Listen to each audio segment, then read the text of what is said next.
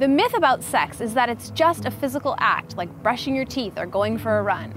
But the truth is that God designed it to be a direct reflection of our relationship with Christ, intimate, trusting, loving, and eternal. The world says, just do what feels right, go with the flow. And often the church says, don't do it at all, wait, stop. But why? Why should we wait until marriage? Today's episode is going to talk about all of these issues and equip you to make some wise decisions in this area of your life. The world says that sex is just a physical act between two people, but really it's so much more than that. It's a representation of the level of intimacy in our relationship in all areas: physical, emotional, mental, and spiritual. And all of those different areas should be growing together at the same rate in order for the relationship to remain a safe place. Now, when we start a relationship, we're going to keep the level of physical closeness in proportion to emotional closeness. So if you're not really ready to bare your emotional soul before somebody, are you really ready to bare your naked body? The difference between a dating relationship and a marriage relationship is symbolized here with these two different containers. So if this is our dating relationship, it represents the level of commitment that we can expect when we're dating. It's not a lifetime commitment yet. But this is a marriage commitment, and this is one that two people are saying, I'm going to be with you forever.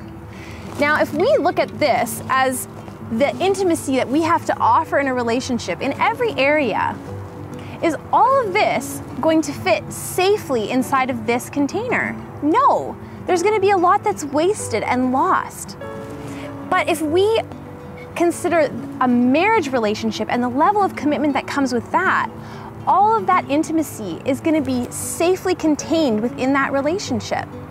So there's wisdom in choosing to wait to pursue intimacy, not just physically, but also emotionally, spiritually, and mentally. So maybe that means that there's certain conversations that you don't have until you're married, and there's certain physical actions that you don't pursue until that safe commitment is there. So how does our perspective change on this topic when we remember that we're daughters of God? Well, instead of being willing to settle for less than God's best, we have a higher standard for ourselves in this area.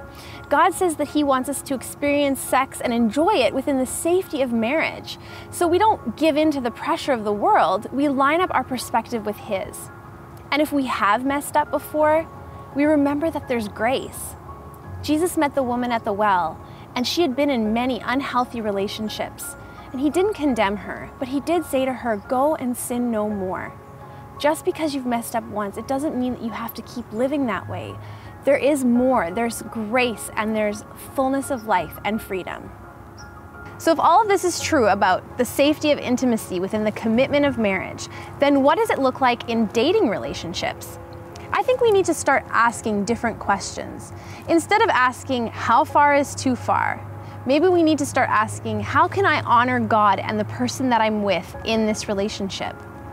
Because really, if our goal is to please and honor God, then we're not going to be thinking about how far we can get and what we can get away with. Instead, we're going to be thinking about how we can grow closer, not only to God, but to the person that we're with in a way that honors Him. And it's not enough for just you to feel this way. The person that you're dating needs to have the same priorities as you do. Otherwise, your relationship is constantly going to be in tension in this area. So if the guy that you're with is pressuring you or doesn't agree that it's important to wait, then my advice to you would be to get out of the relationship and wait until you find somebody who's on the same page. We want to leave you with 3 things today. First is a question for God. How do you want to change my perspective about sex? The second is a step to take. Think about the relationship that you're in right now. Are all of those different areas, physical, mental, emotional, and spiritual, in proportion to one another? And if they're not, how can you make adjustments so that they are? And if you're not in a relationship, maybe just take some time and pray over that future relationship and your perspective about sex. And the last is a resource, a book called Holding Hands, Holding Hearts by Sharon and Richard Phillips.